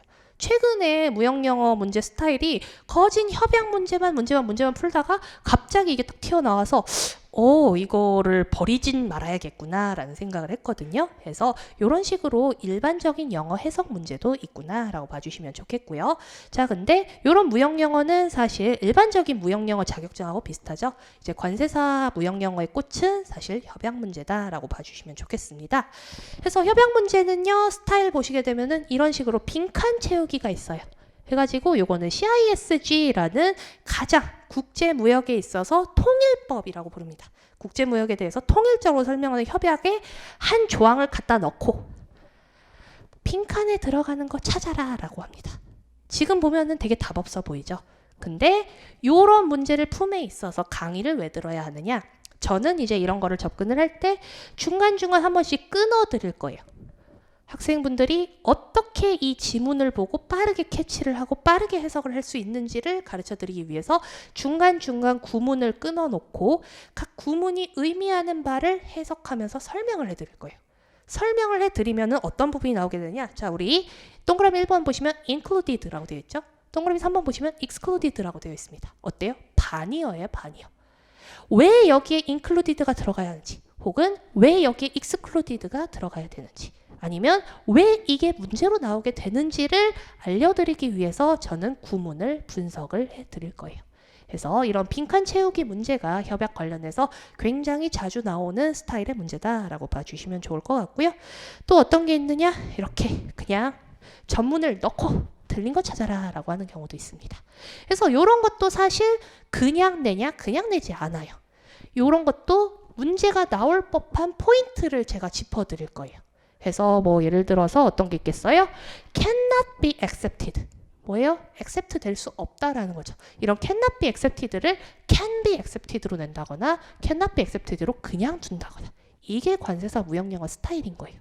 그래서 이렇게 동의어, 반의어, 구문같이 얼마든지 시험에 나오기 쉬운 포인트들 위주로 짚어드리고 그거를 빠르게 캐치하기 위해서 어떻게 조항을 금방 해석해 나갈까를 위주로 가르쳐 드릴 거기 때문에 지금은 당황스러우셔도 공부하다 보면은 눈에 들어오실 거다라고 믿고 따라와 주시면 좋을 것 같고요. 자, 그래서 이런 식으로 전문을 갖다 놓고 해석을 해라라는 문제도 있고요. 혹은 이렇게 발췌를 해놓고 뭐가 옳으니 뭐가 그르니 기역, 니은, 디귿, 리을 이렇게 나오는 경우도 있고요. 아니면은 이렇게 부분 넣어가지고 아닌 것은 옳은 것은 고르시오 하는 문제도 있겠습니다. 그래서 무역영어는 종합해 보면은 무역 실무에 관련한 문제가 있겠고요. 협약에 관련한 문제가 있겠습니다. 협약에 관련한 문제는 빈칸 채우기라던가 전문을 놓고 불러라라던가 선지를 고르시오 하는 형태가 있겠는데요. 어쨌든 우린 어디다 주안을 둬야 한다? 영문 협약, 영문 법규를 어떻게 공부를 해야 할지, 어떻게 내가 이거를 사실 결론적으로 뭐예요? 암기를 할 수 있을지가 중요하겠죠. 자, 해서 이 무역 영어는요, 제가 볼 때는 공부를 꼼꼼하게 해두시면은 아까 관세법 2차와 마찬가지로 2차 무역 실무에 굉장히 많이 도움이 될 거예요. 해서 모든 과목이 이제 1차는 어때요? 1차는 요래요, 책이. 그렇게 두꺼워 보이지 않아. 2차만 가면 왜 자꾸 이렇게 책이 이렇게 되는지 모르겠어요. 근데 1차에 이렇게 에센스화 되어 있는 거, 1차 관세법과 이제 1차 무역영어에서 에센스화 되어 있는 거를 여러분이 꼼꼼하게 캐치를 하고 가시면 그걸 기반으로 삼아서 2차 공부를 빠르게 해나갈 수 있다라는 거죠. 그걸 위해서 저는 무역 실무도 놓치지 않고 무역 실무 부분과 함께 영어 법규를 같이 공부해 드릴 거고요. 요 영어 법규가 사실 너무 많아요. 나중에 무역영어 책 보시게 되면은 상권과 하권으로 나눠져 있는데요. 상권은 여기 무역 실무와 관련된 내용을 다루고 있고요. 여러 가지 법규들은 하권에 담겨 있습니다. 그래서 공부하실 때 무거워도 2권 다 들고 다니셔야 돼요. 떨어질 수 없는 아이들이에요. 그래서 나중에 관세사 공부하시다 보면 그냥 가방이 다 이만해요. 가방 이만하고 막 사물함도 꽉 차 있고 할 텐데 어쩔 수 없어요. 공부해야 할 게 그만큼 많기 때문에. 자, 그래서 상권 학원인데 이 학원에 있는 내용을 기본에서 전부 다뤄드릴 수는 없기 때문에 요거를 좀 나눠서 갑니다. 그래서 저는 필수와 기타라고 부르는데요. 필수의 기준은 뭐냐? 언제나 나오는 애들이에요. 매년 빠지지 않고. 그런 애들 대표적인 거 뭐 흔히 우리 3대 협약이라고 부르게 될 텐데요.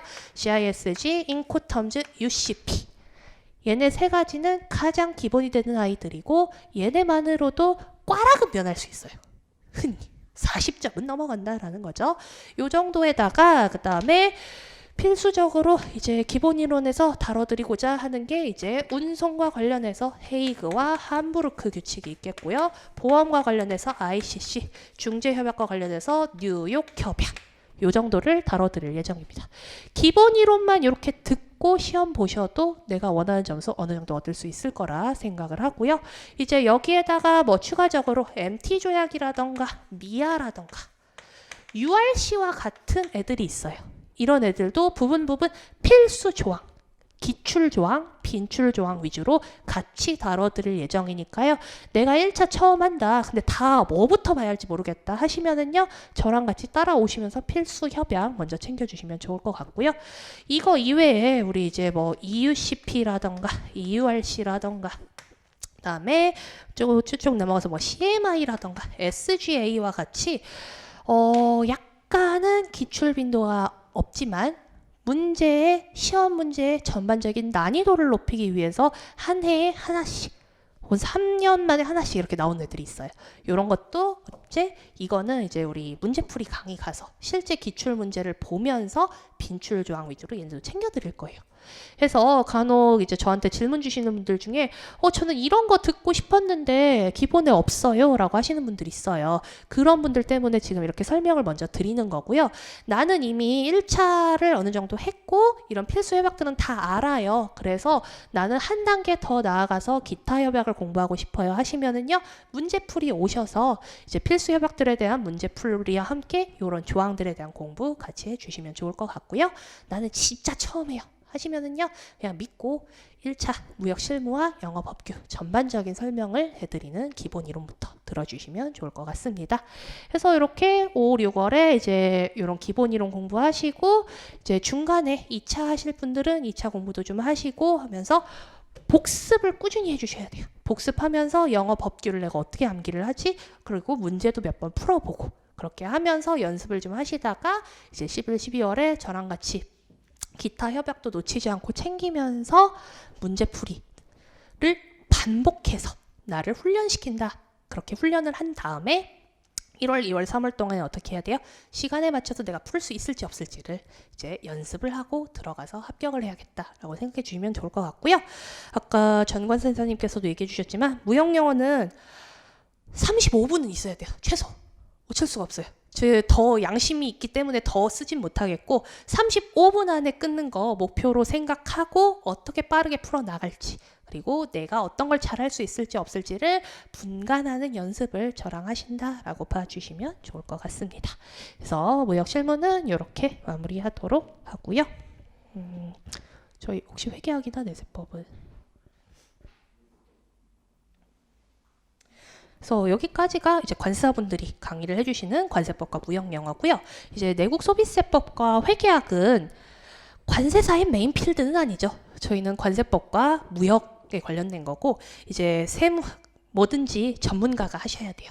그래서 내국소비세법은 세무사분이 그다음에 회계학도 마찬가지로 세무사분이 와셔서 해주실 거니까요. 그래서 좀 설명 들어주시면 좋을 것 같습니다.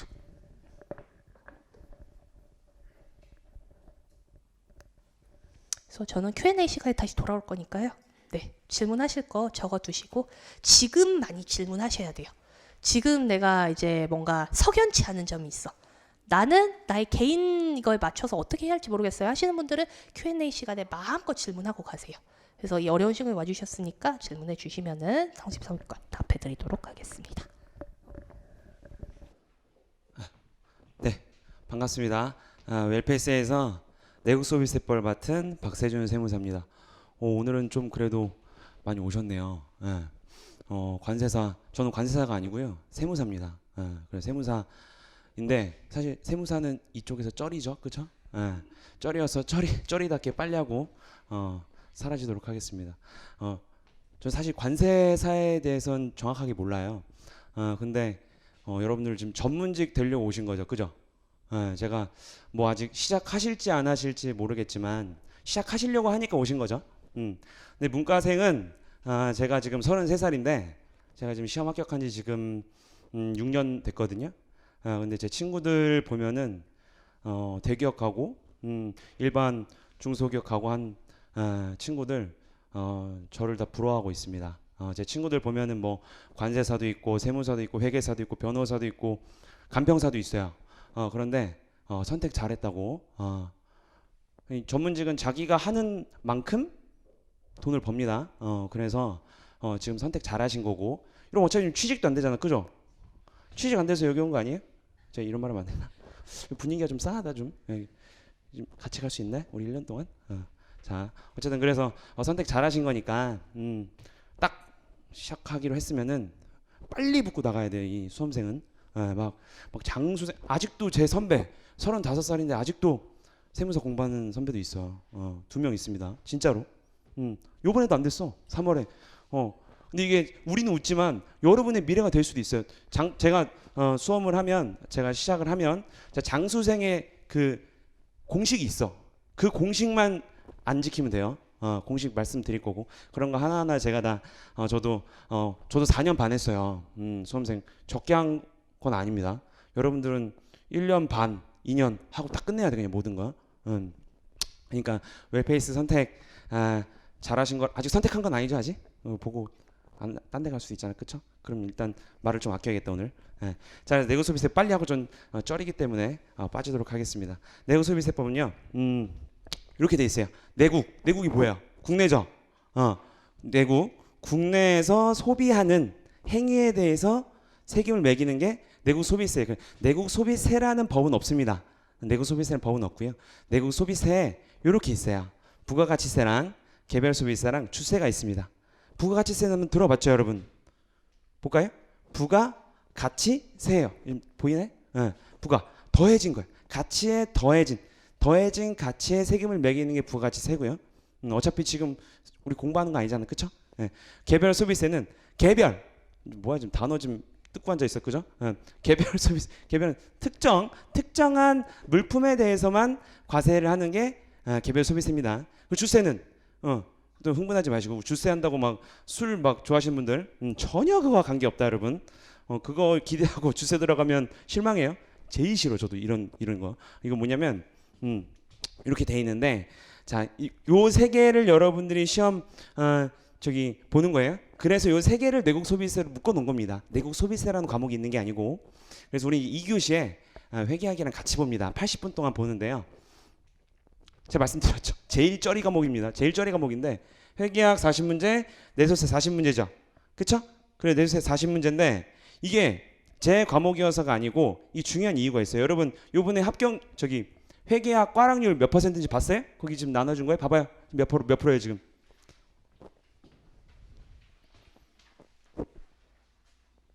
몇 프로예요? 50% 넘을 거예요. 아까 보니까 저도 지금 56%? 그죠? 그 시험마다 특성이 있어요. 세무사도 제일 꽈락률이 1차가 높은 게 회계입니다. 회계가 제일 꽈락률이 높고 여러분들 마찬가지. 회계 여러분들이 암만 내소세 막 지금 앞에서 관세법 무형량 100점씩 맞아봐. 근데 회계가 꽈락 나면은 장수생 슬슬 가는 거야. 이제 그때부터는 정신 차려야 돼. 막 허벅지에 송곳 찌르면서 이제 공부해야 돼. 그때부터는. 근데 왜 중요하냐? 이거랑 같이 보죠. 그렇죠? 그래서 여러분 어려운 걸 먼저 풀어야 돼. 쉬운 걸 먼저 풀어야 돼. 내소세는 좀 쉬운데 절대 또 공부하면 쉽지는 않지만 상대적으로 쉽다는 얘기. 여러분 지금 고시하는 거잖아요. 지금 뭐 인생을 거는 것까지 인생을 걸 건 없어요. 인생에 제가 지금까지 살아보니까 인생을 걸 건 없지만 인생을 걸 것만큼 해야 돼요, 여러분. 인생을 건다는 게 뭐야? 죽을 수도 있다는 거잖아요, 그죠? 그만큼 해야 되는데 어렵죠. 전문직이 되는 건데 여러분 따면은 지금 관세사로서 뭐 제가 박관 선생님 맨날 이러고 다니는데 들으면서 다니는데 그죠? 그거 되는 건데 쉬운 게 어디 있겠어, 그죠? 쉬운 거 없어요. 지금 시작한다는 것 자체가 어려운 거야 지금. 근데 그 중에서도 그나마 조금 쉬워요, 그렇죠? 그러면 이 40문제가 이렇게 돼. 30문제, 부가세 30문제랑 개별 소비세 5문제랑 주세 5문제가 있는데 요 40문제, 요 40 맞죠? 40문제 중에서 부가세가 30문제예요. 부가세가. 그리고 요거 두 개들. 내소세도 쩔인데 더 쩔이가 있어요. 얘네들이 진짜 쩔이야. 근데 5문제. 30문제면 여러분 이게 얼마나 중요한지 알겠죠? 그쵸? 여기를 얼마나 진짜 공부를 잘 하느냐에 따라서 내소세가 고득점이 나올 수도 있고 좀 덜 나올 수도 있겠죠. 지금 무슨 말 하는 거냐면 내소세 40문제를 30분에서 35분? 35분도 사실 많아. 사실 여러분들 이제 공부해 보면 알겠지만 여러분들 말고도 회계사, 세무사, 세무공무원 다 이 부가세를 다 봅니다. 여러분만 보는 게 아니고. 그런데 여러분 관세사 부가세는요. 계산 문제가 적어요. 계산 문제가 적고 거의 다 말 문제입니다. 그러니까 여러분들이 좀 계산 문제 못하지. 그래서 공부를 좀 지금 시간이 있을 때 그런 것까지 파야 돼요. 파야 되는데 어쨌든 이 30문제 플러스 5문제 요건 진짜 뭐 그렇게 어려운 거 안 나오고 한 문제 한 문제 좀 지역적인 거 이번에 나왔는데 그건 어쩔 수 없어요. 못 푸는 건 못 푸는 거고 이 40문제 중에서 빠르게 30분 동안 풀고 그리고 80점 이상을 맞아야 돼요. 그래야 그 확보를 하죠. 80분 중에서 30분 쓰면 50분 남았죠. 50분 가지고 여러분 내소세 딱 버리고 50분 동안 회계학에 전념해야 꽈락을 안 맞고 여기서 80점 나온 거랑 회계학 여러분 공부 열심히 한다고 60점 나올 것 같아요? 잘 안 나와. 40점에서 50점이 대부분이란 말이야. 그럼 이제 내소세에서 80점 걸어놓고 그쵸? 회계학에서 좀 뭐 한 42점 그렇게 또 아슬아슬하게 살면 안 되겠지만 다 대부분 아슬아슬하게 산다. 그래서 42점 그러면 이제 합격하는 거야. 관세법이랑 무형량은 60점 넘겠지. 그쵸? 그러니까 그렇게 하는 거니까 요 내소세가 여러분들 당락에 쩌리 과목임에도 불구하고 중요한 영향을 끼칩니다. 그러니까 여기서 얼마나 빨리 정확하게 점수를 확보하고 회계로 넘어가냐에 따라서 여러분들의 1차가 당락이 좌우가 되는 거예요. 자, 그래서 이 부가세 30문제 정말 중요한 겁니다. 그래서 거의 저희 수업에 4분의 3, 5분의 4를 이 부가세에 씁니다. 부가세도 어려워요, 여러분. 부가세 여러분 지금 뭐 밥 먹고 왔죠? 커피 드시는 분도 있잖아요. 그쵸? 응? 거기에다 부가세 달려있죠? 그건 알죠?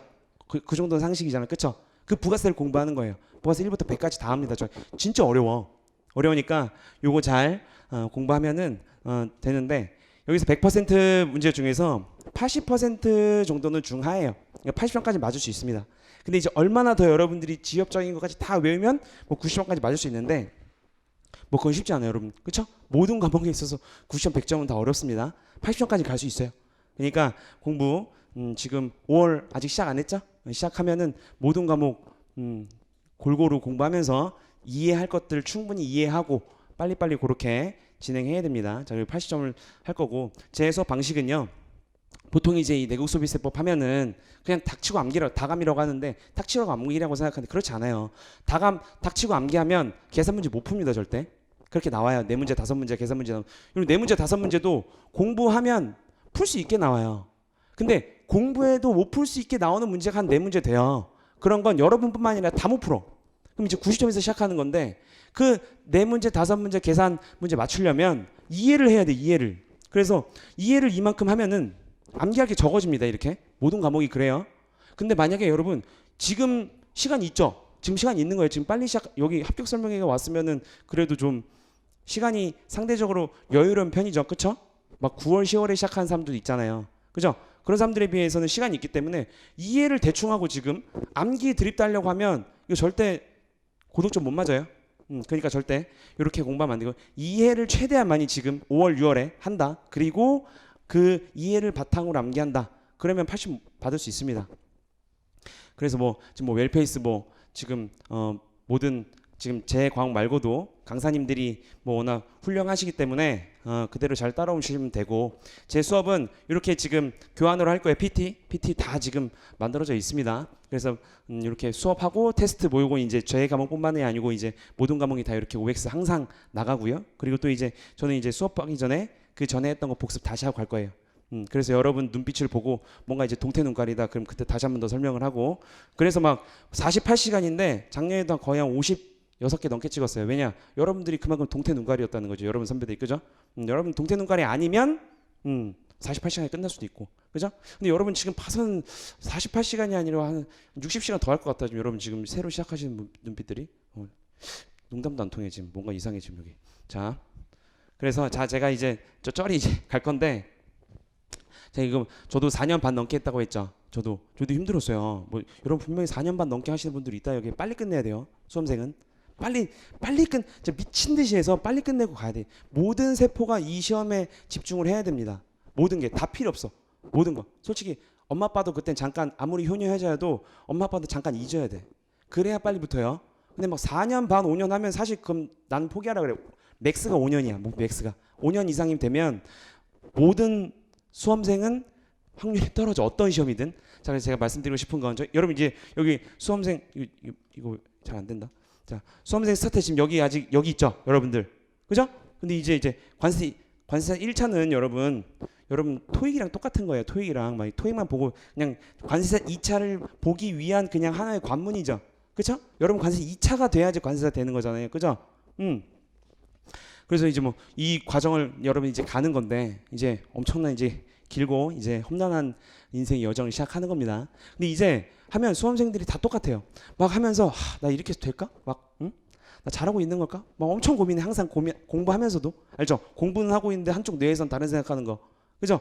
그렇게 이런 수험생은 장수생을 갈 확률이 커요. 무조건 자신감 있게 멘탈 딱 이렇게 내년 2022년 동차 합격한다고 그냥 난 무조건 동차야라고 깃발 꽂고 달려야 돼. 그런 사람이 내년에 동차 안 되더라도 유예 때 됩니다. 됐어요? 근데 막 난 이렇게 해도 되나? 막 옆에 보면 막 벌써 취직해서 돈 버는 애들도 있어. 그죠? 돈 벌고 막 이제 뭐 대기업 가서 저도 그랬어요. 제 친구들 많이 그랬어. 근데 걔네 지금 다 후회하고 있단 말이야 지금. 전문직이 문과에서 전문직 말고 요즘 이제 힘들어요 진짜. 그래서 내년 동차 어렵죠 여러분. 동차 되게 어려운 거 알죠? 근데 동차 나오긴 해. 그죠? 왜 내가 안 된다고 생각해? 그죠? 이 동차 힘들긴 하죠. 나라고 생각하고 가야죠. 그쵸? 그래야 1차는 당연히 되는 거야. 1차는 당연히 되고 동차가 안 되면 유예 때 되는 거죠. 그래서 유예 때 하면 2년 반이야 여러분. 그죠? 근데 이제 요런 멘탈 흔들리고 막 이제 그러면 3년 4년 금방 갑니다. 수험생 생활. 그쵸? 자, 그래서 같이 이제 수업하면서 제가 많이 말씀드릴 거예요. 저도 4년 반을 해서 뭘 잘못하고 뭘 잘했고 이런 거 아직도 기억나. 저 아직 30살밖에 안 돼서 6년 전이니까. 그죠? 근데 이제 제가 뭐 쩔이지만 합격하는 거에 있어서 제가 한번 생각을 해봤어요. 뭐가 제일 중요할까? 세 개가. 첫 번째 멘탈이에요, 여러분. 멘탈. 정신력. 근자감 있죠, 근자감. 그죠? 근거 없는 자신감이 그 근거가 없는 게 아니에요. 예, 그 자신감, 멘탈이죠. 흔들려 막 이제 막 여러분 지금이야 쉽지만 이제 막 이제 기본 강의 막 나가면요 막 정신 못 차려요. 그죠? 동태 눈깔이 괜히 동태 눈깔이 되는 게 아니야. 그죠? 멘탈 무조건 강해져야 됩니다. 약한 분들은 계속 트레이닝 해야 돼요. 그리고 이제 공부 방법이죠. 공부 방법이 이제 여러분 합격 수기도 좀 많이 읽어보세요. 그럼 이제 사람마다 공부 방법이 다 달라요.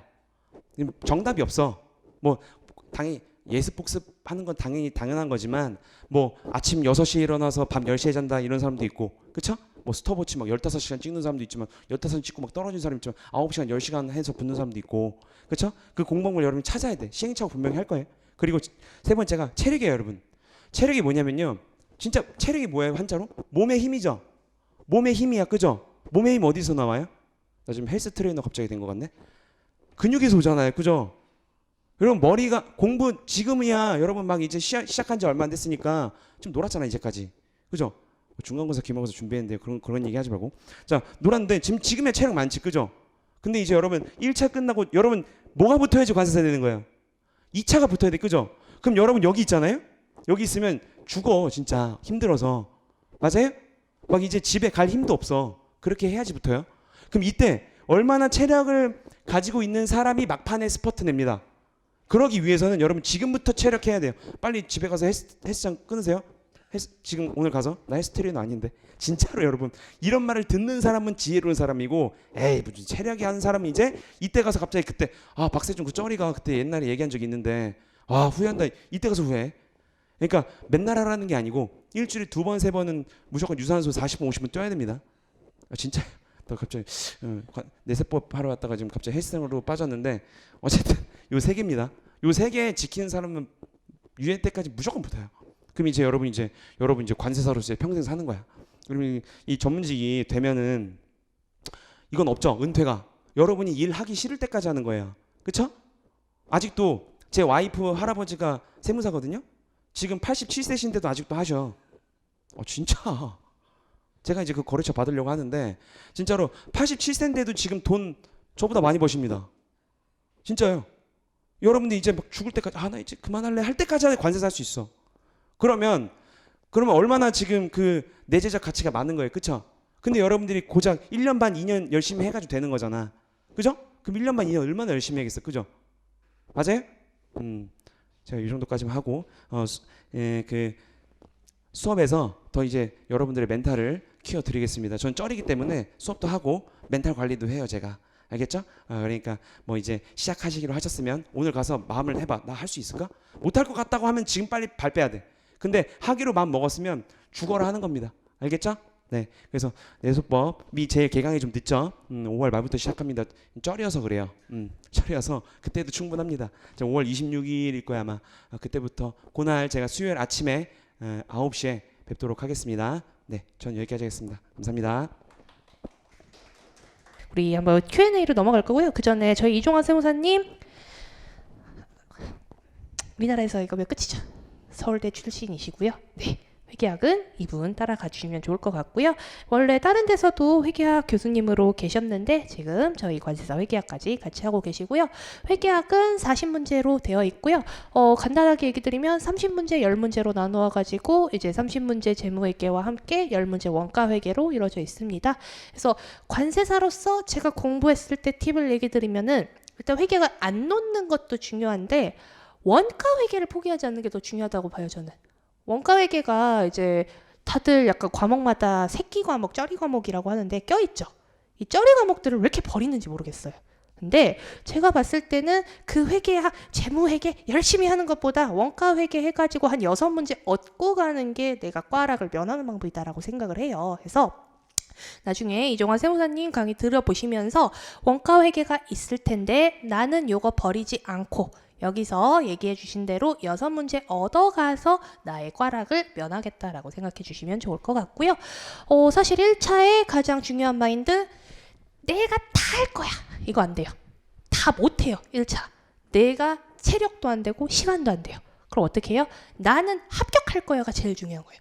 합격은 몇 점? 합격 60점. 과락 몇 점? 과락 40점. 내가 못하는 과목은 어떻게 한다? 40점을 면하기 위해서 내가 가장 효율적으로 뭐 해야 할지 결정하고 시작하시는 거고요. 그리고 내가 잘하는 과목은 어떻게 해요? 잘하는 과목은 더 높은 데를 보세요. 잘하는 과목, 그리고 잘해야 하는 과목 뭐? 관세법, 무역영어. 우리의 메이저 과목. 얘네는 어떻게 해요? 얘네는 제가 생각하기엔 80점 목표하고 하시는 게 좋을 것 같아요. 80점, 90점. 80점, 90점 맞으면서 2차 공부도 할 거고 2차 공부하면서 1차 시험도 합격의 디딤돌로 삼겠다라고 해주시면 좋을 것 같습니다. 그래서 이렇게 좀 마인드셋 해주시면 좋을 것 같고요. 그래서 스케줄은 이제 2021년 5월부터 일단 기본 이론 들으시고요. 기본 이론 듣고 그 사이에 7, 8, 90 B죠. 7, 8, 90 B실 때 2차 준비를 하시는 거예요. 그래서 요 밑에 A, B, C 이걸 보시면 좋을 것 같은데 아마 요 정도가 되겠네요. A를 봐주시면 될 것 같아요. 아예 처음 하시는 분들. A 따라가 주시면 좋을 것 같고요. 5월에 기본 이론 들으면서 1차 기본 이론 들으면서 2차 먼저 들으시면 너무 헷갈려요. 이 아이 마인드셋이 안 된 상태에서 그거 먼저 하시면 포기를 할 수가 있기 때문에 일단 5, 6월 1차 기본 들으시고 그 다음에 7, 8, 90 2차 기본과 2차 심화를 하면서 2차는 이런 거구나 하면서 공부를 쭉 하세요. 공부하시면서 이때 뭐 해야 돼요? 회계학은 놓지 마세요. 회계학은 계속 잡고 가세요. 그죠. 2차 하시면서 회계학은 잡고 계시고 그런 다음에 11월엔 어떻게 해야 돼요? 1차로 돌아오셔야 돼요. 11월에 1차 돌아오셔서 아예 처음 하시는 분들은 1차로 돌아오셔서 1차 문제풀이 하시면서 숙지를 하고 1, 2, 3월 모의고사 하시면서 1차 합격하시고 그 다음에 2차 4, 5, 6 모의고사 보신다 생각하시면 좋을 것 같아요. 그래서 인간 커리는 이렇고 인간 커리와 별개로 본인은 뭐 해야 돼요? 복습해야 돼요. 인강 듣는 게 끝이 아니에요. 인강 3시간 들으면은 복습을 그만큼 해주셔야 하시는 거예요. 그래서 인강을 너무 많이 하실 것도 없고 여러분 거 들을 것도 없다고 봐요. 강사를 어떻게 쓰는지는 학생한테 달린 거기 때문에 요 커리 따라오시면서 본인의 시간을 알차게 꾸며가지고 꼭 놓지 말아야 할 과목들 계속 갖고 가시면서 이제 1차 챙기고 2차 챙기고 해주시면 좋을 것 같습니다. 그래서 여기 A 확인해 주시면 될 것 같습니다. 아예 처음 시작하셨다고 하시니까. 네. 그래서 지금 다들 이렇게 좀 저희가 너무 겁을 들인 건지 약간 좀 침울해 보이세요. 그렇죠. 그래서 사실 되게 처음에는 저도 그랬어요. 이게 2년을 어떻게 공부를 하고 근데 하다 보면 굉장히 짧아요. 하다 보면 굉장히 짧고 나한테 남은 시간이 생각보다 없다는 게 느껴지실 거예요. 그렇기 때문에 어떻게 해야 돼요? 아까 이종환 세무사님도 아까 박세윤 세무사님도 얘기해 주셨지만 내가 떨어질 거야. 나 시간이 얼마 없어. 이런 잡생각 어떻게 해요? 없어야 돼요. 잡생각 없으셔야 하고 근자감 정말 중요합니다. 일단 나는 2년 후에 붙을 거야. 일단 나는 동차로 붙을 거야 라고 생각하시고 최대한 단순한 게 뭐부터? 눈앞에 있는 것부터 하세요. 눈앞에. 내가 지금 뭐 해야 할지 모르겠어요. 그러시면 일단 1차 기본, 2차 기본 일단 등록하세요. 등록하고 듣다 보면은 내가 보일 거예요. 선생님들이 계속 얘기를 해주시거든요. 앞으로 이거 하세요. 앞으로 이거 하세요. 그것만 잘 따라서 가더라도 일단 반은 성공한다 보시면 되실 것 같고요. 제가 항상 이제 저도 몇 년 차 되다 보니까 설명회 때마다 하는 얘기가 있어요. 저는 수석이었잖아요. 이 수석을 할 거라고 생각을 못했어요. 할 거라고 생각을 못했는데 이제 시험 공부하다가 한 11월, 12월쯤이었을 거예요. 2차가 6월이고 10월, 11월쯤 되면은요. 정말 체력도 부족하고 멘탈도 털리고 슬럼프가 그때 보통 와요. 내가 뭘 하는지 공부를 하는지 배우는지 느는지 모르는 시기가 옵니다. 누구든 이건 한 번씩 와요. 이걸 잘 겪어냈느냐가 합격의 그 방법이다라고 보는데요. 그때 되면 사실 정말 약발도 필요해요. 저는 홍삼을 제가 그렇게 좋아하는지 몰랐는데 홍삼이 그렇게 잘 받더라고요. 나중에 가시면 뭐 홍삼액도 드시고 하실 텐데 그때 그냥 누워 있었어요. 아침 11시에. 공부가 너무 하기 싫으니까. 해야 하는 거 알면서도 누워 있어요. 우리 인스타 보고 뭐 하고 막 이러고 있다가 갑자기 이게 딱 현타가 오는 거죠. 내가 지금 뭐 하고 있는 거지? 그래서 그날 그냥 옆에 이제 책상에 있던 종이에다가 썼어요. 내가 34기 관세사 수석 합격. 이렇게 느낌표 하고 침대 앞에 붙여놓고 그러고 공부를 하러 나갔어요. 그러고 나서 실제 수석을 한 거예요. 그게 이게 뭐다? 나에 대한 믿음, 나에 대한 근자감. 그리고 그걸 지켜줄 수 있는 멘탈이 그만큼 중요하다라는 거예요. 그래서 내가 지금은 굉장히 요원해 보이지만 어떻게 하셔라? 지금 눈앞에 있는 것부터 차근차근 하나씩 해 나가시면 좋겠고요. 그거 하면서 저희 웰페이스 강의 꾸준히 같이 들어주셨으면 좋겠습니다. 네. 그래서 혹시 더 질문하실 분? 네, 있으시면은 혹시 나중에 뭐 이제 뒤에서 오셔가지고 질문해 주시고요. 오늘 와주시느라 고생 많으셨고 이제 2년 같이 가실 거라 믿겠습니다. 네, 수고하셨습니다.